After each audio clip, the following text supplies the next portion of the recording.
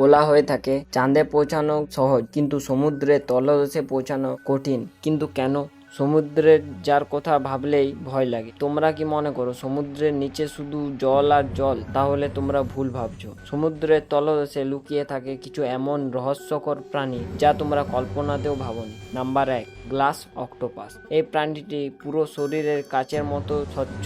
এরা শিকার করতে নিজেদের রং বদলে ফেলে এবং প্রয়োজনে বায়োলুমিনেসেন্স প্রক্রিয়ার একটি বিভ্রান্তকর আলো সৃষ্টি করে। নাম্বার 2টি জানার আগে তোমরা যদি চ্যানেলে নতুন হয়ে থাকো তো চ্যানেলটিকে সাবস্ক্রাইব করো। Number 2, angler fish. এই প্রাণীটিকে দেখে কেমনই গা শিউরে উঠছে। তাহলে ভাবো এই প্রাণীটি যদি তোমাদের সামনে চলে আসে তাহলে তোমরা কি করবে? এরা সাধারণত 7000 ফিট গভীরে থাকে, যেখানে একটু আলোর বিন্দুও প্রবেশ করেন। এদের মাথার ওপর একটি উজ্জ্বল আলোর অংশ থাকে যা দেখতে অনেকটা টর্চের মতো। এদের শিকার ধরার আধুনিক একটি কৌশল আছে। অন্য প্রাণীকে আলো দেখিয়ে তাদেরকে আকৃষ্ট করে এবং যখনই তারা সামনে চলে আসে তাদেরকে সঙ্গে সঙ্গে গিলে ফেলে। এটি নেক্সট পার্টের জন্য কমেন্ট করো সবাই।